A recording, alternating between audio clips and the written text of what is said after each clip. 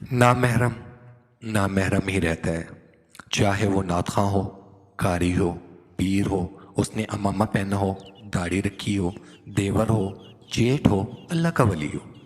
अच्छी नीयत से ताल्लुकात हलाल नहीं हो जाते। औरत का आला इखलाक ये है कि नामहरम से बुरे इखलाक से पेश है। हराम ताल्लुकात से निकलना अगर मुश्किल लगे तो खुद से कुछ सवाल करें, मेरे लिए सबसे ज़्यादा अहम कौन है, अल्लाह या नामहरम? मेरी ज़िंदगी का क्या मकसद है, अल्लाह को राज़ी करना या नामहरम को?